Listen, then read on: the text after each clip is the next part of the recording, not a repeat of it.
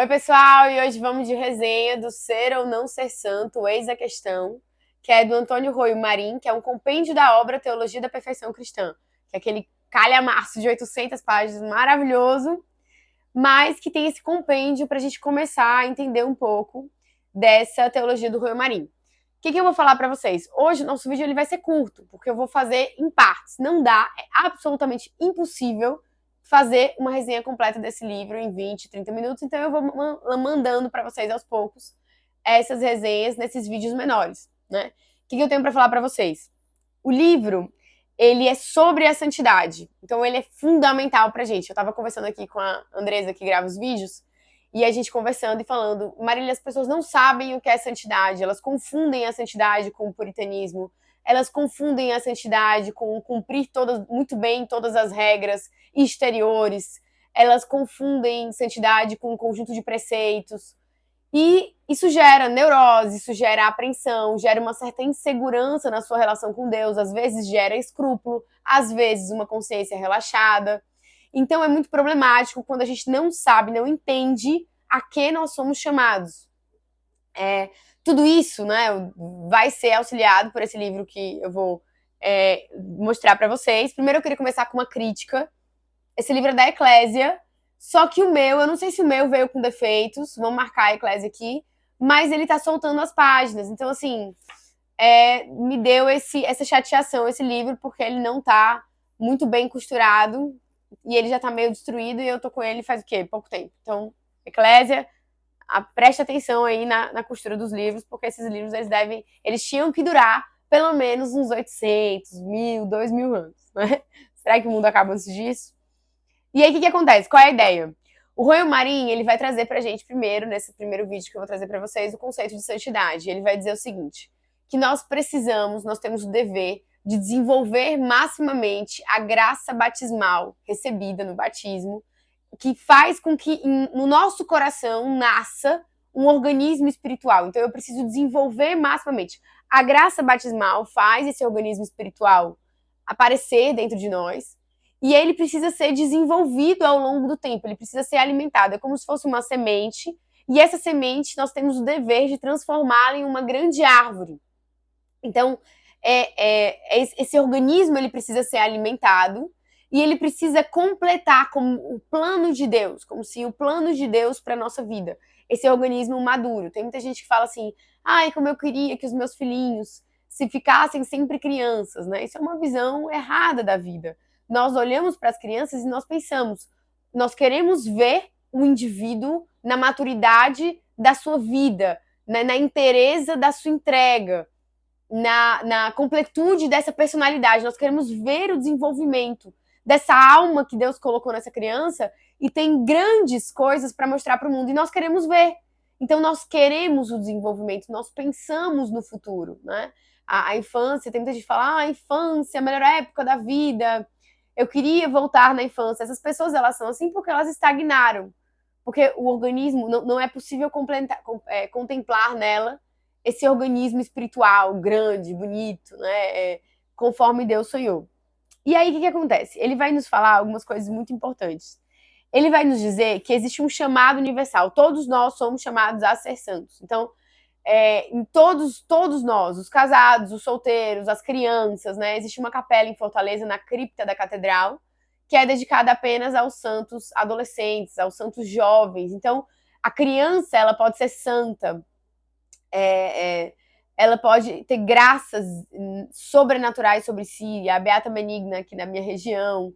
Então, por quê? Porque a criança, ela é uma alma madura. É por isso que a infantilização da relação da mãe, do pai com aquela criança, olhar para aquela criança como se ela fosse um serzinho, ou uma coisa mais parecida com um bichinho do que propriamente com um ser humano, é uma visão muito distorcida da relação entre pai e filhos. Porque aquela criança, ela tem uma alma adulta. Então, quando nós expomos a ela, por exemplo, a foto, o ícone do Sagrado Coração de Jesus, e o coração dela se inclina, né, tende aquela imagem, se eleva, é porque aquela alma é uma alma adulta. Então, dentro do entendimento daquela criança, ela já é capaz de muitas coisas, porque a alma dela é uma alma cheia. Então, há um chamado universal à perfeição. E, diferente do que a gente possa falar, o catolicismo, o chamado de Cristo do evangelho, expresso ali no evangelho, não é para o cumprimento de preceitos. Não é para o cumprimento de preceitos. Então, a história do jovem rico. O jovem rico chega para nosso Senhor Jesus e diz, olha, eu já cumpro tudo, eu já faço tudo, eu já cumpro todos os mandamentos. Né? O que mais eu posso fazer? Ele diz, deixa tudo e me segue. Então, deixa tudo e me segue. Cumprir os mandamentos é um começo, mas deixar tudo e me seguir, me amar com todo o seu coração, com toda a sua força, com toda a sua alma, é verdadeiramente a santidade. Então, não é cumprir preceitos, é amar a Deus com toda a nossa força, com o nosso entendimento, nosso coração, e fazer. E essa relação com Cristo, ela é uma relação que vai desenvolver esse organismo espiritual dentro de nós através das graças, do nosso esforço natural e das graças que são concedidas por Deus. E vai ser uma das coisas que a gente vai conversar aqui de uma maneira mais próxima. O que acontece? A santidade, ela não é uma coisa, o termo que ele usa é hic et nunc. Ela não é uma coisa pra gente exigir aqui e agora. Não é como se fosse uma maratona que você corre e depois que você chegou nessa maratona, depois que você passou a linha de chegada, acabou. Você é santo. Aquele cara é um medalhista olímpico. Aquele cara, ele é santo. Ponto final, né? Não existe essa canonização em vida. O que existe é uma aspiração. Então, a santidade é uma aspiração, é um mover-se durante toda a nossa vida, até o momento em que o caixão se estavado, que aí significa que nós paramos, né? Significa que a completude acabou ali, aí sim acabou aquela vida, né? E completou-se, não existe mais aquele movimento, não existe mais a aspiração. E aí se vê, né, se há ou não a santidade. Mas antes disso, existe uma aspiração no coração.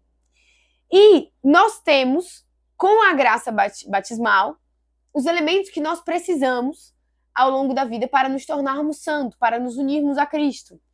As pessoas, elas dizem, elas criticam muito as comunidades, principalmente a minha comunidade, porque nós temos uma coisa chamada formação pessoal. E as pessoas dizem assim, é um absurdo a formação pessoal. O que é a formação pessoal?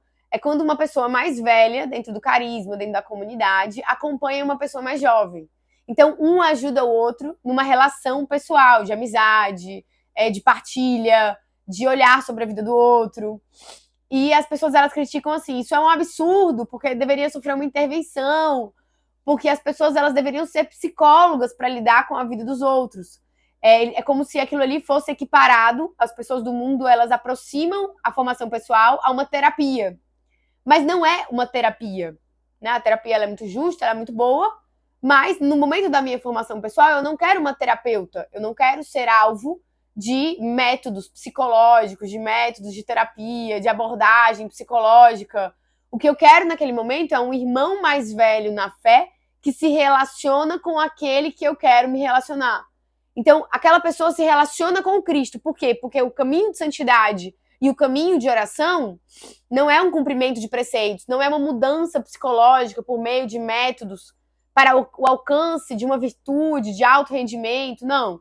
A santidade é uma relação com Cristo. E o meu formador pessoal, ele tem essa relação com Cristo. E se ele tem essa relação com Cristo, ele me interessa. Porque eu quero essa relação, eu não quero um fenômeno psicológico. Por isso que a formação pessoal é uma coisa completamente diferente da psicologia, da abordagem terapêutica, né? O que acontece? Então, mas se nós temos todas essas graças, né? O Rui Maria, ele vai perguntar, por que há tantos fracassos? Tantas dificuldades? Por que nós não temos mais pessoas canonizadas do que pessoas não canonizadas dentro da igreja? Né? Apesar de nós termos muitos santos ocultos, por que isso, né? E aí ele fala assim, existem fracassos de muitas ordens. O primeiro deles é um fracasso de ordem psicológica puramente natural. Isso daqui é um aviso pra gente perceber que inicialmente, dentro do meu processo de conversão, do meu processo de busca de santidade, eu preciso primeiro entender se algumas realidades próprias da ordem psicológica natural da minha vida atrapalham o meu caminho de santidade. Então, o que é esse problema, né, puramente natural? É a falta de energia de caráter. A gente precisa entender, na minha vocação, existe uma realidade que é a seguinte. tem uma parte nos escritos que diz assim: esta vocação, esse carisma, não é uma vocação para pessoas covardes, para pessoas tíbias, para as pessoas que não têm capacidade de ter uma energia de caráter para cumprir grandes missões. Isso porque, né, poderia-se dizer, qualquer pessoa que deseje viver a santidade, ela precisa ter essa coragem. Ela não pode ser pusilânime, ela não pode ser fraca, ela não pode ser preguiçosa. Porque a santidade é uma constante guerra, é um constante subir, é um caminho em zênite, para cima. E se você tem problema de energia de caráter, se você é uma pessoa que não tem mais forças, e é por isso que eu acho que as tentações do mundo moderno são muito no sentido de fazer com que as nossas forças sejam minadas. Então, na hora que você fica lá no Instagram o tempo inteiro, a gente sabe que isso traz uma tolerância à dopamina, e com isso a gente fica mais fraco. A gente sabe que o vício de masturbação, o vício em pornografia tira as nossas forças, né? Que nem a história do Harry Potter lá. Tô citando o Harry Potter o dia inteiro hoje. Mas o dementeador que suga aquela pessoa, aquela imagem, ele sugando a força daquela pessoa. É assim a internet, é assim o celular, né? O nosso dementador moderno, não sei nem falar. E justamente essa ideia, todas as tentações modernas, elas retiram as nossas forças. A droga, né? Mesmo as drogas muito lícitas, existem drogas que são trazidas para o alto rendimento, para você estudar mais, ou drogas para que você emagreça, ou drogas para que você fique menos ansioso, mas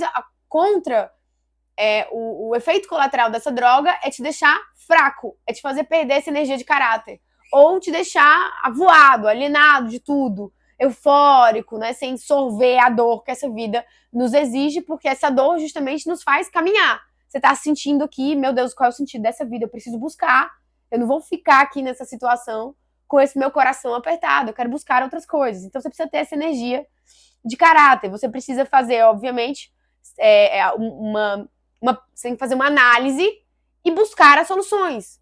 Tem métodos higiênicos, métodos já espirituais, para que você tenha essa energia. Você precisa procurar um médico, você precisa maneirar na dieta, isso é o Rui Marim falando, isso é o Tanqueray falando. Você precisa ter uma alimentação que não te destrua, que não te deixe inerte o tempo inteiro. Você precisa buscar meios de relaxamento psíquico, de repouso psíquico, para que você não entre em parafuso. Você precisa conhecer melhor o seu temperamento, você precisa passar por um processo de cura da tua vida. Quais são, o que fizeram com você, que tipo de má educação você teve, que fez com que você ficasse extremamente inseguro. Você tem uma hipocondria, um medo da vida, você é muito covarde. Você tem que trabalhar isso tudo no teu coração com a ajuda de pessoas da fé, com a direção espiritual, etc, né? Ordem sobrenatural. O que acontece? Por que a gente tem tanto fracasso na santidade em relação à ordem sobrenatural? A gente falou ordem psicológica puramente natural, agora a ordem sobrenatural. É a falta do verdadeiro desejo de santidade ou a deficiência de um direcionamento espiritual. Então, eu não quero de verdade. Então, às vezes, a gente chega para uma pessoa que acabou de entrar no Shalom, acabou de se converter na fé, e a gente chega para ela e fala, olha, eu preciso que você venha para cá nos ajudar, eu preciso que você seja formada. Olha que quantos livros tem nessa biblioteca, a gente precisa ler isso daqui. A gente precisa aprender sobre a fé para que a tua fé não seja uma fé superficial. E a pessoa fala, ai, tá bom, talvez amanhã. Não, mas eu tenho prova na faculdade, eu acho que eu não quero tanto assim aprender.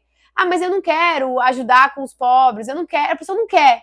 Marília, você precisa entender que eu tenho uma vida muito ocupada. Então eu não posso ter um apostolado. Ah, mas eu tô cansada, eu quero ficar em casa vendo Netflix. Então, não existe um desejo profundo de santidade. Não existe aquele coração que diz, Senhor, eu te desejo de todo o meu coração, de todas as minhas forças, com todo o meu entendimento. E isso acontece porque o nosso coração ele é cheio de ídolos, né? O desejo do coração, o desejo de Deus, o desejo de santidade é um desejo ciumento. Ele não fica no meu coração, se eu tenho muitos desejos. Então eu tenho o desejo de prevalecer sobre as outras pessoas, eu tenho o desejo de ganhar muito dinheiro o tempo todo, eu só penso em dinheiro. Eu tenho o desejo de fazer com que a minha família seja mundialmente conhecida. Eu não sei qual é o desejo que você tem. Eu tenho um desejo muito grande de fazer com que as pessoas me amem, eu preciso do amor das pessoas, então eu passo o tempo inteiro pensando nisso. Eu tenho o desejo de ter uma carreira dentro da comunidade. Eu quero ser reconhecida pelos meus feitos.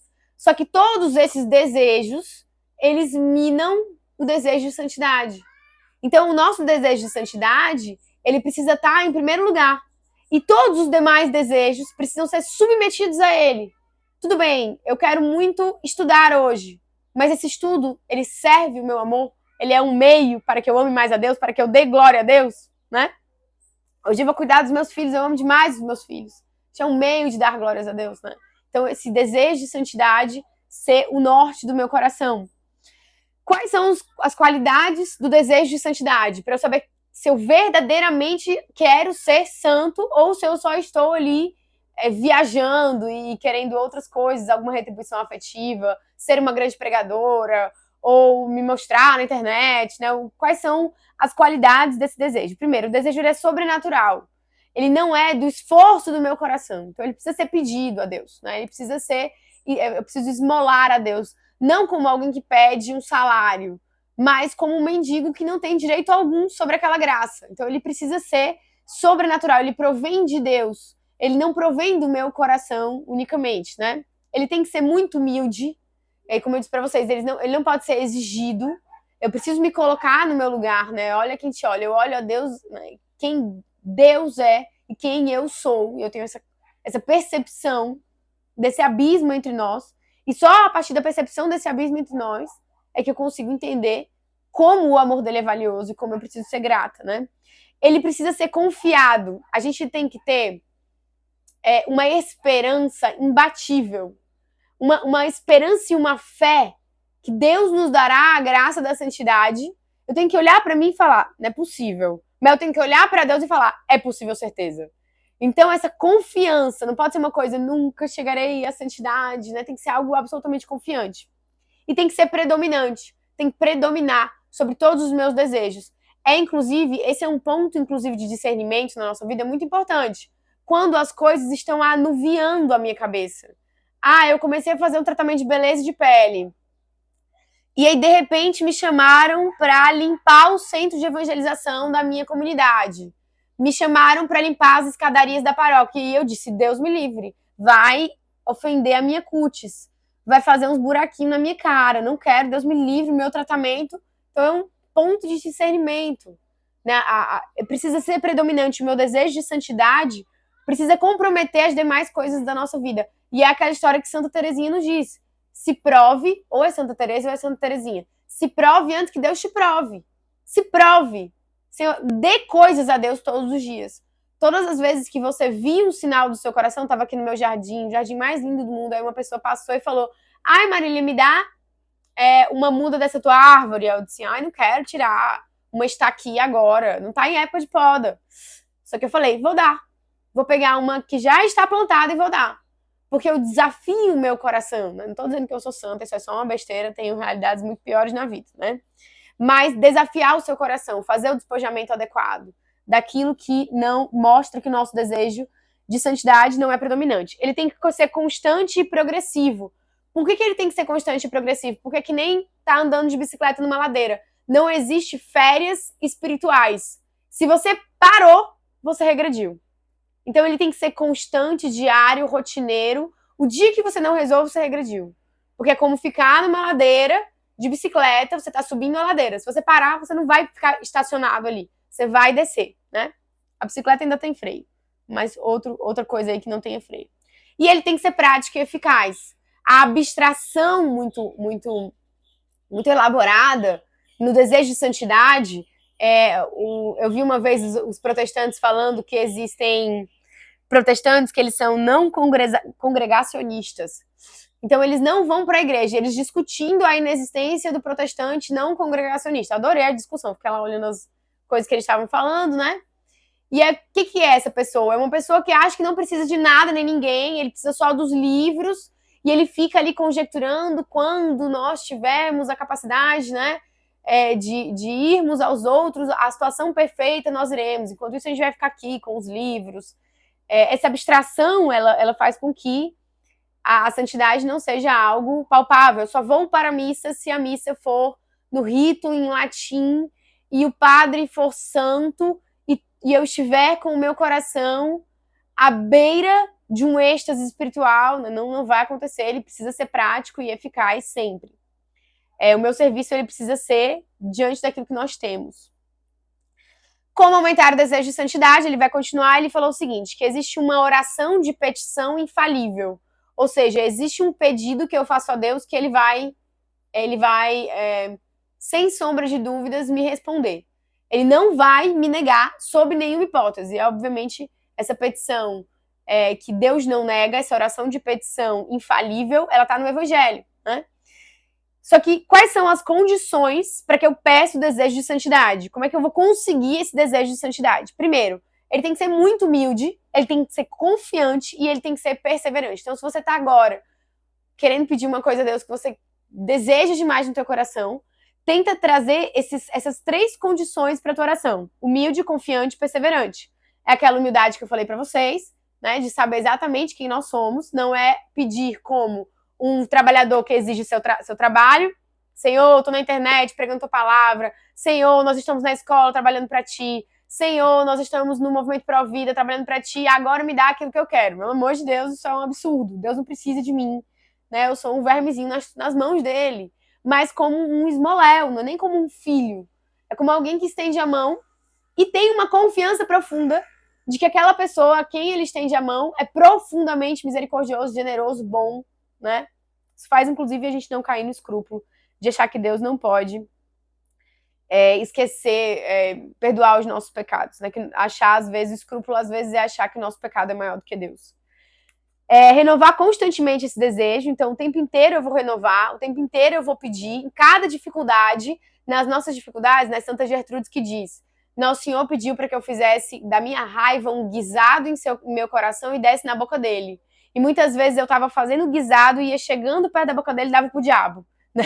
Então assim, às vezes vem aquela coisa no meu coração e quando a gente vai passar pelas tentações, a última pessoa que a gente quer ver é Jesus. A gente quer ver qualquer coisa menos Jesus. E nesses momentos é o momento de renovar o constante desejo de santidade, o constante pedir a santidade, o desejo de santidade a Cristo. Então, naquele momento em que a gente quer responder, a gente quer bater, a gente quer gritar, é dizer, Senhor, me faz santo, Senhor, faz brotar no meu coração o desejo de me unir a Ti, né?